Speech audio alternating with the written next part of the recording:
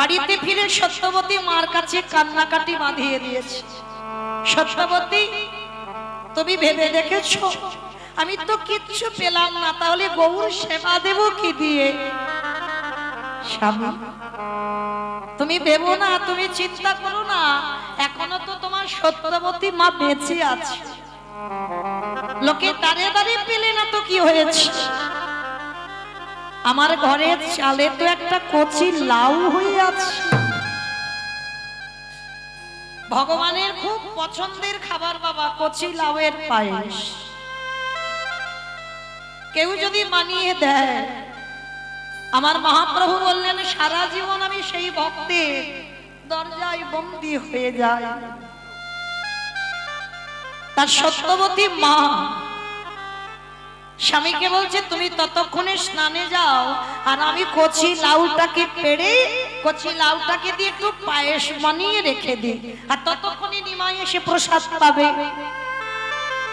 সত্যবতী মা লাউটাকে পেড়েছে মা, আর লাউটাকে পেড়ে ধারালো চকচকে অস্ত্র নিয়েছে। লাউটা তো টুকরো টুকরো করে বানাতে হবে, তারপরে তো কচি লাউয়ের পায়েস হবে। আর এই সত্যবতীর মা একটা ছোট্ট সন্তান ছিল, সবে হামাগুড়ি দেয়, কথা বলতে জানে না, যার নাম ছিল মা গোপাল। ছেলের নাম রেখেছিল গোপাল, কেন জানো? যাতে কোনোদিন আমার ভগবানের নাম ভুলে না যায়। অনেক অনেক মানুষ আছি বাবা, আমরা ভগবানের নাম সারাদিনে মনেই করি না, সারাদিনে কর্মের মধ্যে চাপে আমরা ভুলে যাই ভগবানের কথা। যার জন্য অনেক অনেক ভক্তরা ছেলে মেয়েদের নাম ভগবানের নাম অনুসারে রাখে। কেন? যাতে বাবা সন্তানের নাম উচ্চারণ করলে আমার ভগবানের নাম উচ্চারণ হয়ে যাবে। যেমন ভাগবতে বাবা অজামিল রেখেছিল, 10টা ছেলের মধ্যে ছোট ছেলেটার নাম রেখেছিল নারায়ণ। খেতে নারায়ণ, বসতে নারায়ণ, উঠতে নারায়ণ। এই অজামিল ডাকাতি করে, চুরি করে, মানুষ খুনও করে। তাহলে যে মানুষ খুন করে মা, তাকে কি কোনোদিন আর স্বর্গ লাভ হয়? তাকে তো নরক যন্ত্রণা পেতে হবে। তা সেই অজামিল মানুষ খুন করেও ওই ছোট ছেলেটার নাম উচ্চারণ করতে করতে শেষের দিনে বাবা অজামিল চলে গেল বৈকুণ্ঠে। তাই সবার কাছে নিবেদন, যত সিনেমা দেখো না কেন, যত সিরিয়াল দেখো না কেন, সন্তানের এমন নাম রাখতে হবে যে নাম উচ্চারণ করে তুমি ভব নদী পার হয়ে যাবে। রেখেছিল বাবা ছেলেটার নাম গোপাল, আর মা সত্যবতী মা অস্ত্রটা নিয়েছে ভোরের বেলা। আর দেখবেন বাবা বেশিরভাগ আমরা মা তো আমরা ভালো বুঝি, সন্তানদের ঘুমটা বাবা ভোর ভোরে একটু ভেঙে যায়। আর যখন ভোরের বেলা ভেঙে যায় আর ছেলেকে কোলের কাছে নিয়ে যদি আবার একটু স্তনদুগ্ধ দেওয়া যায়, আবার ছেলে কোলের কাছে ঘুমিয়ে পড়ে। তার সত্যবতী ভোরের বেলা লাউটাকে বানাবে বলে বসেছে, আর সেই সময় ওই গোপালের ঘুমটা ভেঙে গেছে। হামাগুড়ি দিতে দিতে আজকে সত্যবতী মার কোলে বসে স্তনদুগ্ধ পান করতে করতে মার কোলে কখন ছেলেটা ঘুমিয়ে পড়েছে। আর ঠিক ভোরের বেলা মহাপ্রভু আমার হরিনাম করতে করতে আসছে। ভজ শ্রীকৃষ্ণ কহ শ্রীকৃষ্ণ লাহ শ্রীকৃষ্ণে নাম রে। ভজ শ্রীকৃষ্ণ কহ শ্রীকৃষ্ণ লাহ শ্রীকৃষ্ণের নাম রে। দাদা ভক্তরা সবাই চিৎকার করে উঠেছে, প্রভু আমরা বলবো না, কেউ বলবো না। বলে কেন বলবে না? কেন মানে ওই নাম আমরা বলবো না, উচ্চারণও করবো না, যদি দরকার হয় তো তুমি গাও। তা মহাপ্রভু বলছে কেন তোমরা বলবে না? কেন তোমরা কি নাম গাইবে? বলে কেন প্রভু, ওটা তুমি বলবে, আর আমরা কি বলবো গো? কিংবা মাইরা সবাই একবার হাত দুটো তোলো তো দেখি। আমরা কলির মানুষ, আমরা যে নাম গাইব সে নামটা সবাই একসঙ্গে বলবো, কেমন? ভজ গৌরাঙ্গ কহ গৌরাঙ্গ লাহ গৌরাঙ্গে নাম রে।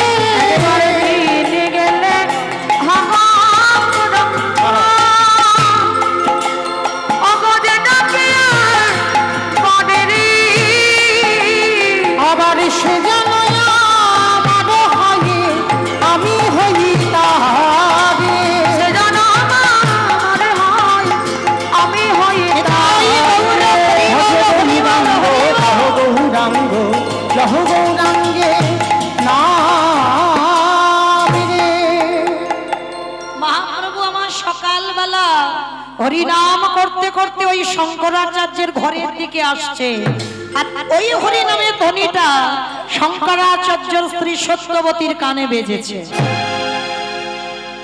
এই জায়গাটা না ভালো করে একটু শ্রবণ করে। আর যেই না সত্যবতীর মার কানে বাজলো, ওই হরিনামের ধ্বনিটা যেই না বেজেছে, একেবারে হরিনামের মধ্যে মা আমার একেবারে ডুবে গেছে।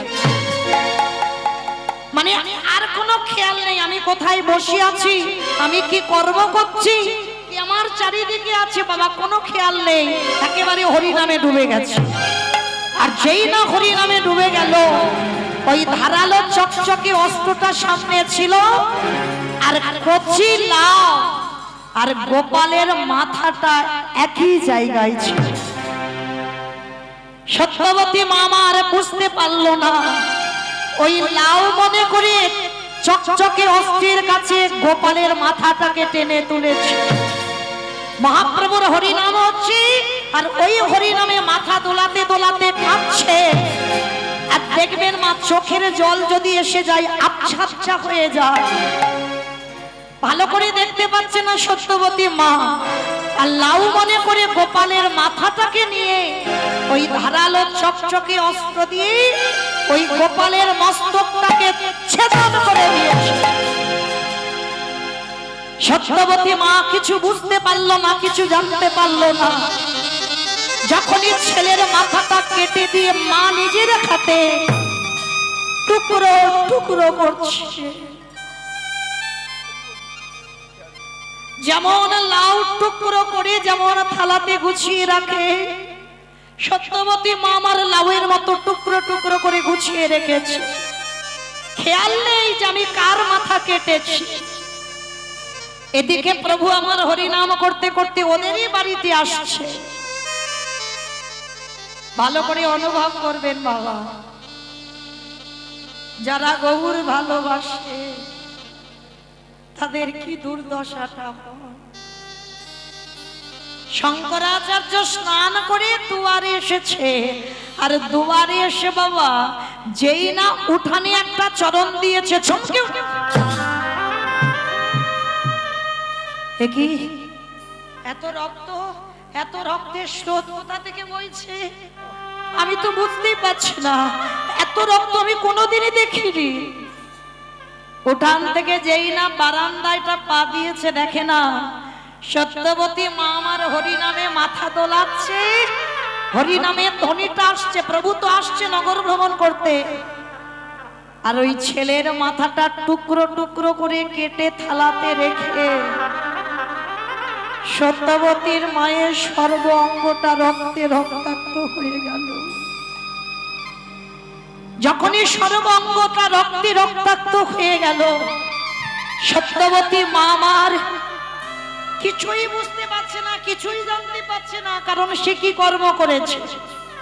শঙ্করাচার্য সে ডাকছে, সত্যবতী শুনতে পাচ্ছ আমার কথা? বাবা যে ভগবানের নামে একবার ডুব দেয়, তার বাহ্যিক জগতের কোনো জ্ঞান থাকে না, সে কিছু বুঝতেই পারে না, কোনো আওয়াজ তার কানে যায় না। আর যেই না বারবার বলছে সত্যবতী একবার কথা বলো, কোনো খেয়াল নেই বাবা, সে শুধু হরিনামে ডুবে গেছে, হরিনামে কেঁদে যাচ্ছে। এইবার শঙ্করাচার্য গিয়ে যেই না সত্যবতীর অঙ্গটা স্পর্শ করেছে, সত্যবতী এতক্ষণ করে ডাকছি তুমি শুনতে পাচ্ছ না? যেই না স্বামী ডেকেছে চমকে উঠেছে, স্বামী তুমি আমায় ডাকছিলে, কি হয়েছে তোমার? দেখো তুমি কি করেছো। সত্যবতী নিজের দিকে তাকিয়ে দেখলো মা, ততক্ষণে নিজ পুত্রকে টুকরো টুকরো করে কেটে থালাতে রেখে দিল, আর ছেলের দেহটা সত্যবতী মার কোলের উপরে আছে। চিৎকার করে ডাক দিল, গৌর হরি, গৌরী হে।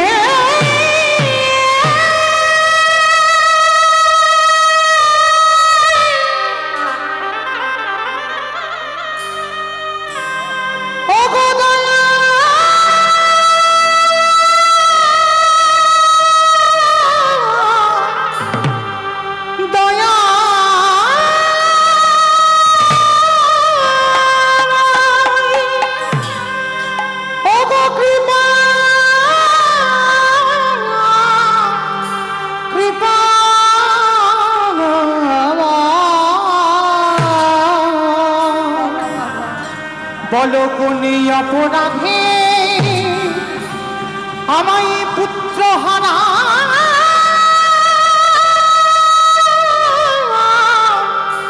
করে দিলে।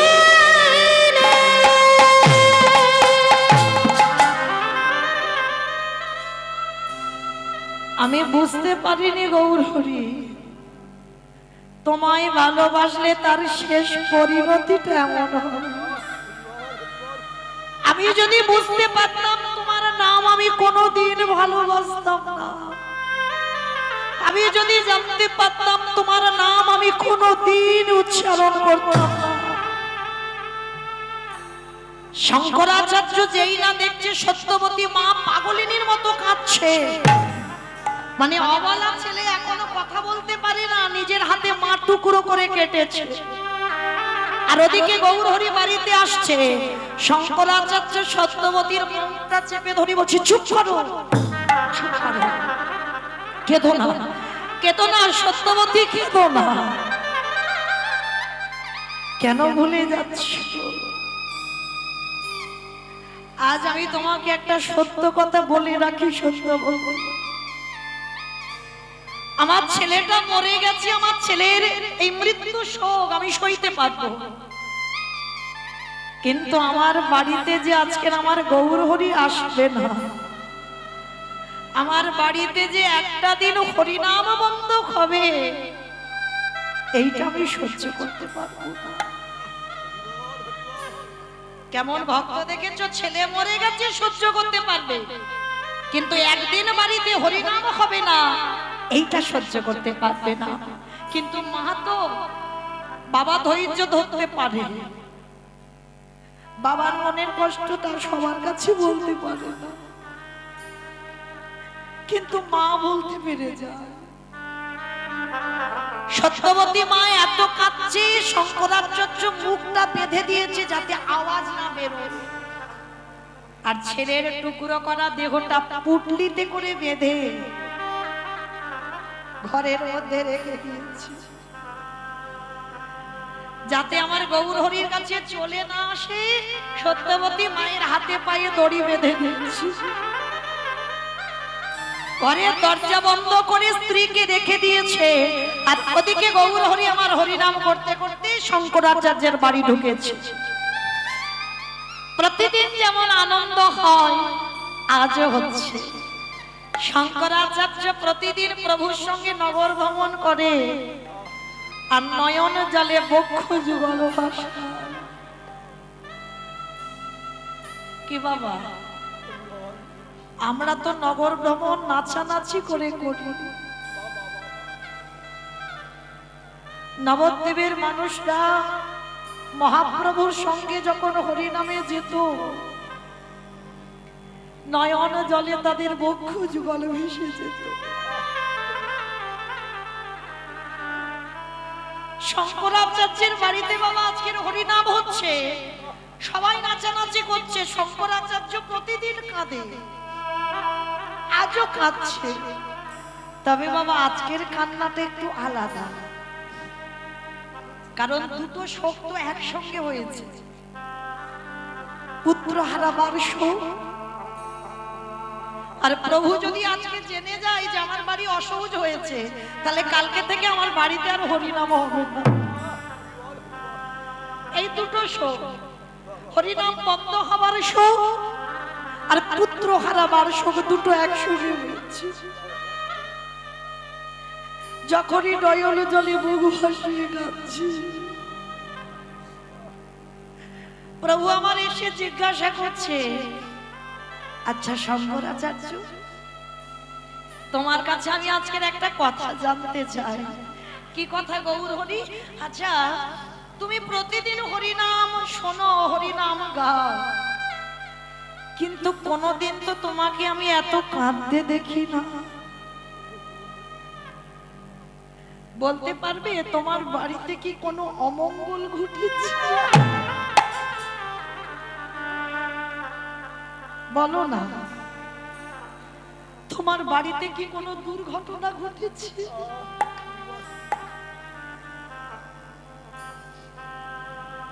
শঙ্করাচার্য করজোর করে বললেন, গৌরহরি,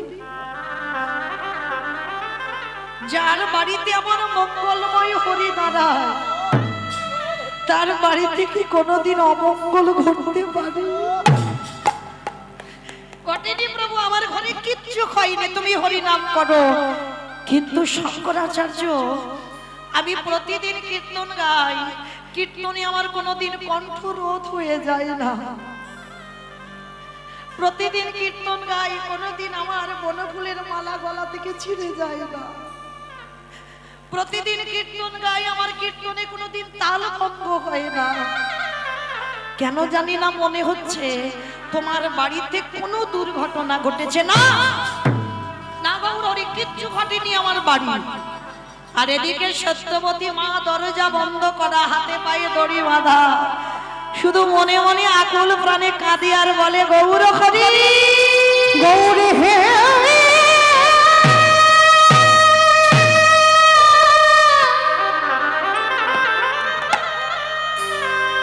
প্রভু যে জন তোমার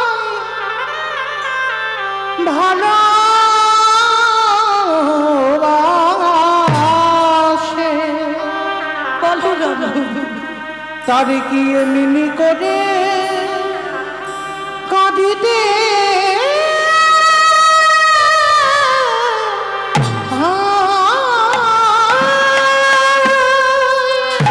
চমকে উঠেছে মহাপ্রভুর, যেই না চরণে চোখের জলটা একটা একটা করে পড়ছে। কে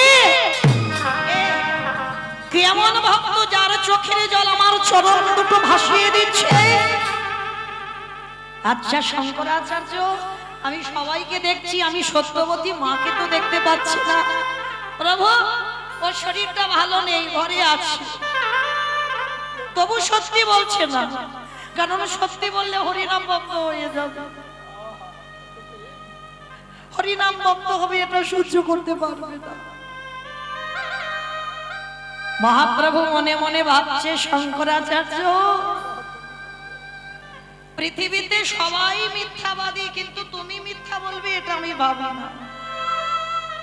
কি বাবা, যারা বসে আছেন, যারা দাঁড়িয়ে আছেন, আমি কীর্তনী, আমার সম্প্রদায়, সবাই মিথ্যাবাদী, কেউ সত্যিবাদী এখানে নয়। আমরা তো প্রত্যেকে বলেছিলাম, ঠাকুর, জগতে গিয়ে আমরা কৃষ্ণ দাস হব, হয়ে গেলাম আমরা সবাই মায়া মোহের দাস। ছেলে আমার, মেয়ে আমার, জায়গা আমার, জমি আমার, বিষয় আমার, সব আমার। সারা দিনের মধ্যে আমরা যে কৃষ্ণ দাস, সেটাই আমরা ভুলে যাই। তাই এবার প্রভু বলছে, কই দেখি তো একবার গিয়ে। না প্রভু, ঘরে কিচ্ছু নেই, তুমি যেও না। শঙ্করাচার্য, কোনদিন তো তুমি আমার কাজে বাধা দাও না, তবে আজকে দিচ্ছ কেন? জোর করে প্রভু আমার ঘরের দরজাটা খুলেছে, আর যেই না দরজাটা খুললো, সত্যবতী মা গৌর চরণে একেবারে আছাড় দিয়ে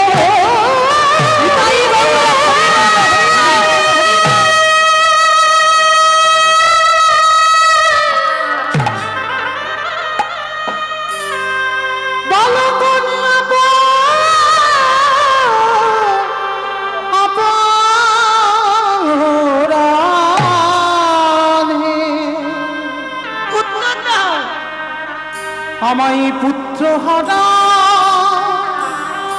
করে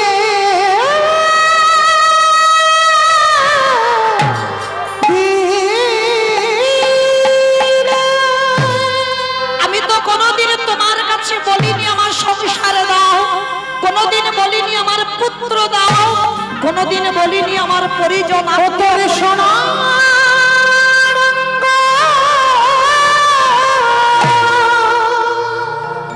ফিরিয়ে দাও আমার সন্তানকে। হবে ভাঙ্গরে অতি জেরে পুরে হবিছ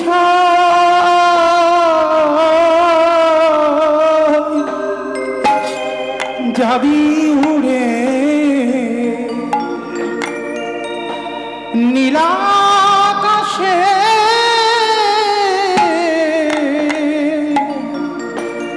কয়লারি ধোঁয়া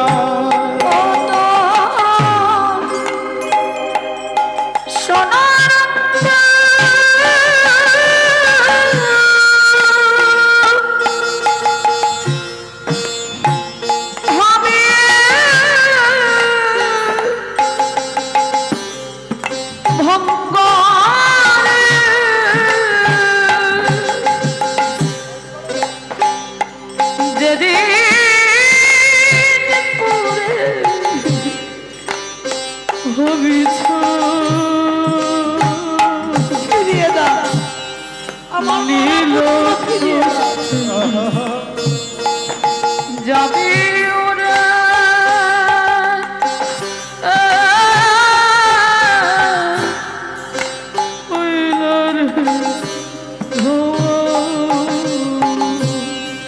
ও তোর টাকা পয়সা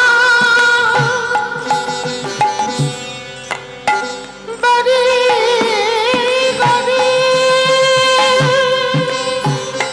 কেউ তোর কাছে থাকবে না সব ও তোর রইবে মনে জমিদারি রে তোর টাকা পয়সা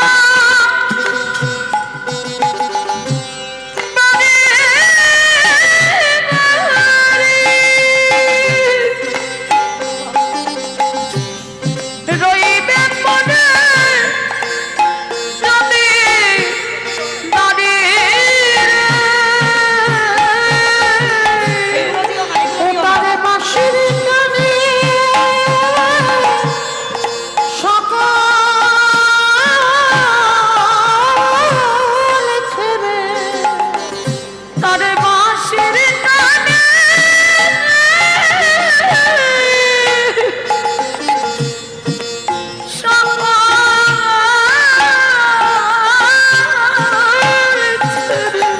ও তুই যাবি না তোর ঠিকানা নিতাই গৌর প্রণাম দিও হরি বল হরি বল হরি বল। কয়লারে ধোয়া হরে মা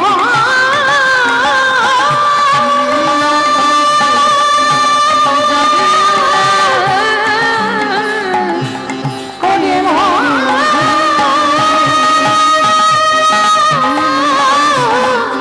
যাবে হরে মা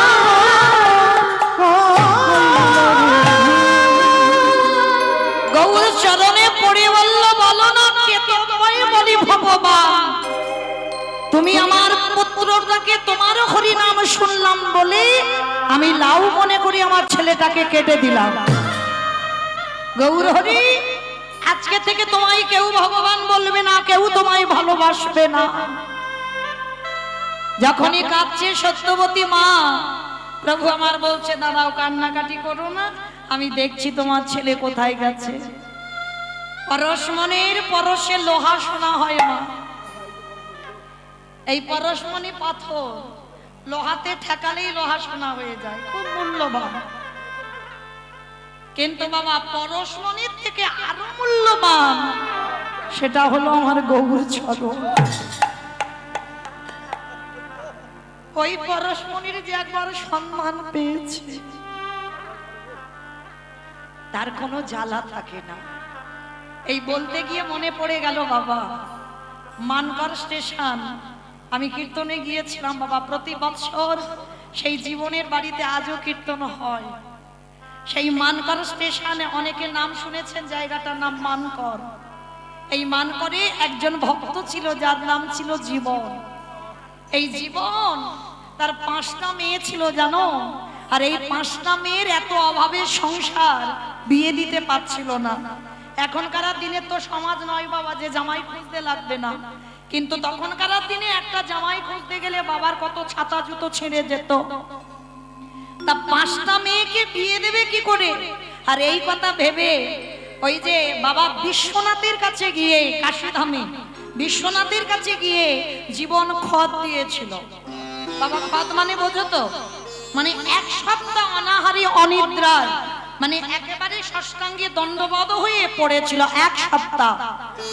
আর বাবা প্রকট হয়ে, বিশ্বনাথ প্রকট হয়ে বলেছিল, জীবন চলে যাও, তোমার ভক্তিতে আমি সন্তুষ্ট, তোমার মেয়েদের বিয়ের ব্যবস্থা করে দেব, তবে আমি দিতে পারবো না, তুমি চলে যাও বৃন্দাবনে। আর বৃন্দাবনে গিয়ে দেখবে মদন মোহনের মন্দির, যারা গেছেন বাবা দেখেছেন, বৃন্দাবনে মদন মোহনের মন্দির যমুনার পাশে, আর তার পিছনেই আছে বাবা দ্বাদশ টিলা। আজকে এই মদন মোহনের পাশেই দেখবেন একটা ছোট্ট কুড়ে ঘর, যেটা হলো সনাতন গোস্বামীর ভজন কুটির। আর মদন মোহনের পাশেই সনাতন গোস্বামীকে সমাধি করা হয়েছে। যারা যে গেছেন বা যাবেন পরবর্তীতে দেখে আসবেন। তা এই সনাতনের যে ভজন জায়গাটা দেখবেন একেবারে ছোট জায়গা। হরি বল। আমাদের অট্টালিকাতে ভজন হয় না, ভালো ভালো দামি আসবাবপত্র রাখবার জায়গা আছে, কিন্তু ভগবান রাখবার জায়গা নেই। অনেকের জায়গায় যাই তো বাবা, দেখি বাবা ওই দেওয়ালে আলমারি করা আছে, আলমারির কাছে ভগবান রাখা আছে। বড় বিল্ডিং তৈরি করেছে, কিন্তু ভগবানের রাখবার জায়গা হয় না। তার সনাতন গোস্বামী ছোট্ট একটা কুড়ে ঘর, মাথা নিচু করে ঢুকবে, ছোট্ট একটা জায়গা, ওইখানে ভজন করত। তা এই সনাতন গোস্বামী, ওনার কাছে একটা মূল্যবান পাথর ছিল, যে পাথরটার নাম হচ্ছে পরশমণি। এই পরশমণি বাবা আমি তো চোখে দেখিনি, কে দেখেছে বলতে পারবো না, কিন্তু হঠাৎই পরশমণির দর্শন মেলে না। পরশমণি লোহাতে ঠেকালেই লোহা সোনা হয়ে যাবে, সে যে কোনো লোহাতে ঠেকাবে গোটা লোহাটা সোনা হয়ে যাবে, এটাই হচ্ছে পরশমণি পাথর। তা সেটা সনাতন গোস্বামী পেয়েছিল। তা পেতে বাবা সনাতন গোস্বামী, কিছু কিছু ভক্তরা জেনেছিল, কিন্তু বাবা ভোলানাথ তিনি তো জানলে পরম বৈষ্ণব। তা সনাতন গোস্বামীর কাছে জীবনকে পাঠিয়েছিল, জীবন যাও, তোমার 5টা মেয়ের বিয়ের চিন্তা করতে হবে না, ওই বাবাজির কাছে গিয়ে তুমি পরশমণি পাথরটা নিয়ে এসো, আর দেখবে ওইটা যদি তুমি পেয়ে যাও আর তোমার মেয়ের বিয়ের চিন্তা করতে হবে না। তা বাবা কি করেছে, সনাতন গোস্বামী তখনকার দিনে পায়ে হেঁটে গেছে বৃন্দাবন। আর বৃন্দাবনে গিয়ে সনাতন গোস্বামীকে দেখেই বাবা ষষ্ঠাঙ্গে দণ্ডবত প্রণাম। আর প্রণাম করে যেই না বসেছে, সনাতন মাথায় হাত দিয়ে বলছে, কি ব্যাপার বাবা হঠাৎ আমার এখানে? আমি তো ভিখারি মানুষ। বলছে, কে বলেছে তুমি ভিখারি? তুমি তো ভিখারি নও, তোমার কাছে একটা মূল্যবান জিনিস আছে। আমি কন্যাদায়ী বস্ত্রপ্রীতা, আমি 5টা মেয়েকে বিয়ে দিতে পারছি না, ওই জন্য বাবা বিশ্বনাথ আমাকে এখানে পাঠিয়েছে, তোমার কাছে যে মূল্যবান পাথরটা আছে ওই পাথরটা আমার চাই। তা সনাতন গোস্বামী খিলখিল করে হেসে উঠেছে, বাহ, তুমি আমার কাছে পরশমণি নিতে এসেছো? কিন্তু শোনো ভাই, পরশমণি তো আমার কাছে নেই, পরশমণিটা আমি ওই যে ছোট্ট একটা ডোবা দেখছো, ওই ডোবার জলেতে ফেলে দিয়েছি। পরশমণি পাথর বাবাজি ফেলে দিয়েছো? বলে হ্যাঁ, আমার কোনো কাজে লাগবে না, ওই জন্য আমি ওই জলে ফেলে দিয়েছি। যাও তুমি গিয়ে ওইখানে ডুব দাও, আর ডুব দিলেই দেখবে পরশমণিটা হাতে পেয়ে যাবে। জীবনের মনে আনন্দ, আর আনন্দে নাচতে নাচতে বাবা মানে পরশমণি পেয়েছে, আমার আর কোনো অভাব থাকবে না, কোনো টাকা পয়সা, আমার মেয়ের বিয়ে থা সব হয়ে যাবে। তার যেই না ডুব দিয়েছে, আর ডোবাতে ডুব দিয়ে বাবা পরশমণি মূল্যবান পাথরটা পেয়ে গেছে। আর পাথরটা পেয়ে মনে খুব আনন্দ, সনাতন গোস্বামীর কাছে গিয়ে বলছে, বাবাজি বাবাজি তাহলে আমি আসি? এসো বাবা এসো, পরশমণি পেয়েছো তো? পেয়েছি, এসো। পরশমণিটা নিয়ে ছুটতে ছুটতে আবার ওই মানকর যেখানে বাড়ি আবার ফিরে আসছে। অনেকটা দূর চলে এসেছে, আর অনেকটা দূর চলে আসার পর হঠাৎ রাস্তার মাঝখানে জীবন কি করেছে, দাঁড়িয়ে গেছে। ছুটতে ছুটতে যাচ্ছিল, দাঁড়িয়ে গেছে, পরশমণিটা হাতে নিয়েছে।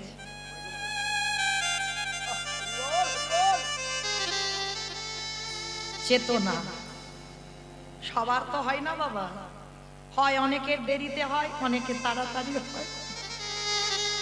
পরশমণিটা হাতে নিয়ে মনে মনে ভাবলো, আচ্ছা এই পাথরের তো এত দাম, এত মূল্য, কত ভিখারি মানুষ, একটা কুড়ে ঘর, খড়ের ছাউনি, আবার নিচু হয়ে ঢুকতে হবে, একা থাকার মতো জায়গা, তাহলে অত গরিব মানুষ এই মূল্যবান পাথরটা যদি ওনার কাছে রাখতো তো কত কাজে লাগতো। তাহলে এই মূল্যবান পাথরটা ওই পুকুরে ফেলে দিয়ে রেখেছি। তার মানে আমার মনে হয় এই পরশমণির থেকে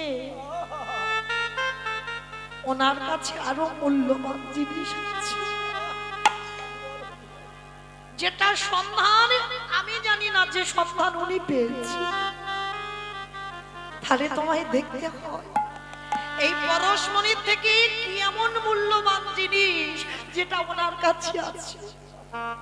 পরশমণি পাথরটা বুকে নিয়ে ছুটতে ছুটতে গেছে, গিয়ে সনাতন গোস্বামীর কাছে গিয়ে বলছে, বাবাজি বাবাজি, একে বাবা তুমি তো এক্ষুনি গেলে, আবার চলে এলে, তোমার তো পরশমণি পাথর দিয়ে দিয়েছি। আজ নয়না জলে কেঁদে বলে, বাবাজি তুমি কৃপা করে বলে দে, যার এত মূল্য, যার এত দাম,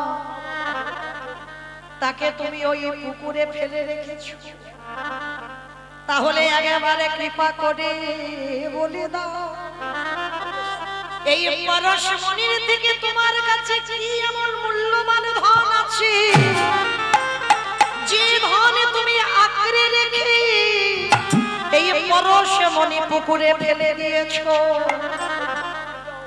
সনাতন খিলখিল করে হেসে উঠেছে, জীবন ও জীবন, তুমি নেবে আমার কাছে যে পরশমণি পাথরে আছে? নেব, আমার এই পরশমণি চাই না, এর থেকে নিশ্চয়ই তোমার কাছে আরো মূল্যবান জিনিস আছে। জীবনে যাই না নয়না জলে বুবু ভাসিয়ে কাঁদল, সনাতন জীবনের মাথায় হাত রেখে বলল, জীবন এই পরশমণি পাথর লোহাতে ঠেকালে লোহা সোনা হয়, তাতে কি হবে? বাহ্যিক জগতে তুমি সুখ পাবে, কিন্তু আমার কাছে যে পরশমণি আছে, এই পরশমণির যদি একবার সন্ধান পেয়ে যাও, তার শুধু বাহ্যিক জগতের কোনো সুখ নয়,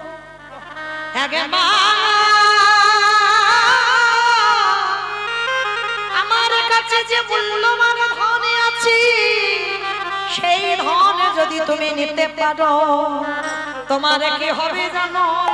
তোমার ভিতরে বাঘি বাহির আলো হবে, যে জন গৌর পরশমণি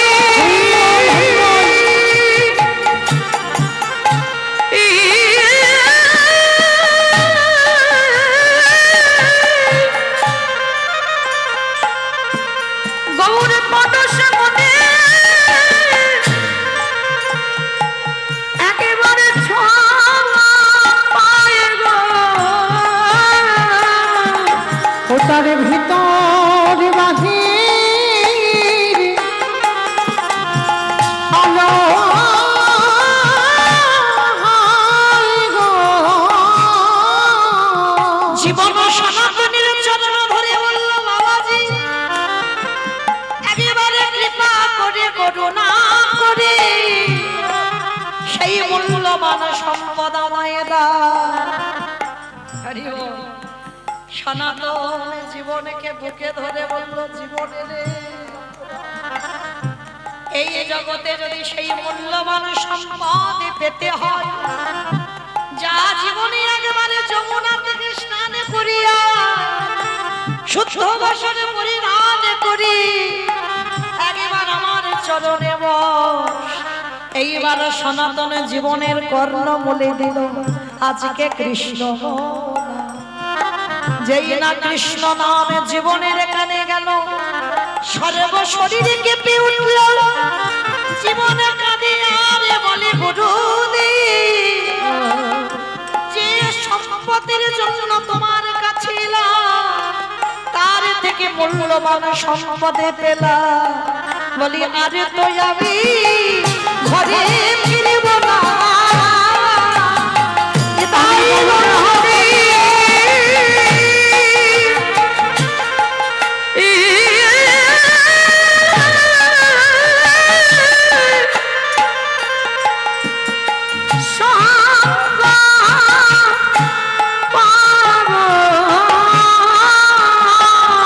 বলে আরে তুই আমি ঘরে ফিরিব না গো। আস্তে ভগবানকে তো বাবা বাঁধতে তারাই পারবে, ভক্তি যার কৃষ্ণ তার সর্বশাস্ত্রে কয়, সর্বশাস্ত্রে ভক্তি কি না থাকিলে কৃষ্ণ দেখে বা হয়ে সেই দিন থেকে জীবন আর মান করে ফিরল না বাবা। সে 5টা মেয়ের বিয়ের কথা ভুলে গেল, সে পরশমণি মূল্যবান পাথর ফেলে দিল, আর সনাতনের চরণ আশ্রয় করে যতদিন জীবন বেঁচে ছিল ততদিন বৃন্দাবনে সনাতন গোস্বামী চরণ সেবা করল। তাহলে বাবা এই পরশমণির থেকে আরো মূল্যবান আমারে গৌর চরণ। আমাইরা কোথায় ছিলাম মনে পড়ছে তো? কোথায় ছিলাম? শঙ্করাচার্যের বাড়ি, তাই তো?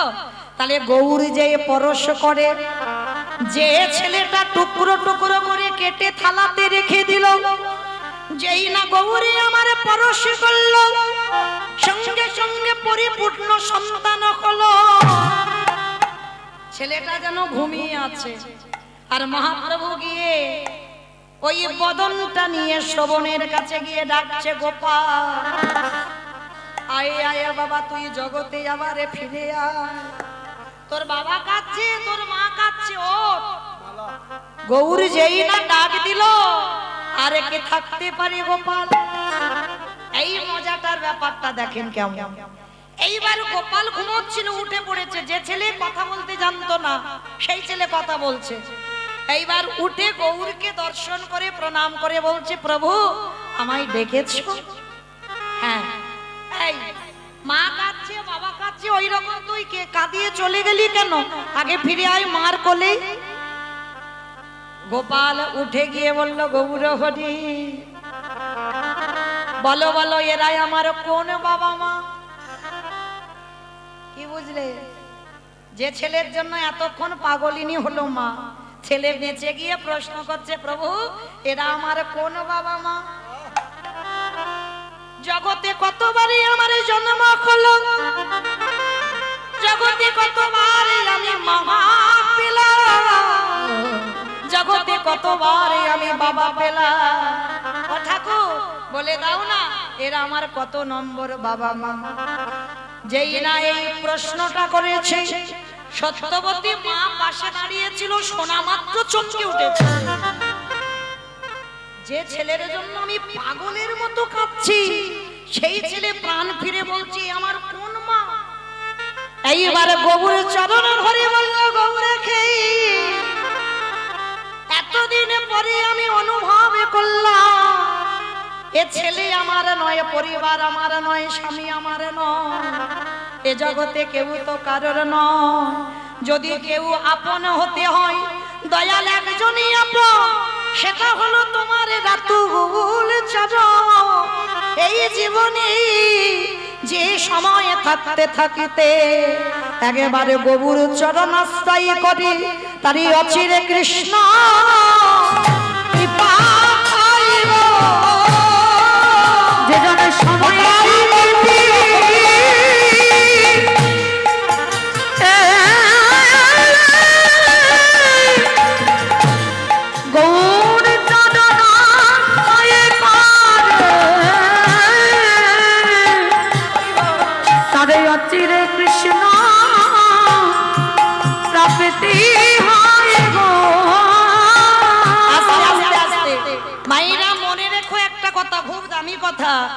সময় থাকতে থাকতে গৌর চরণ ধরতে হবে, অসময় হবে না।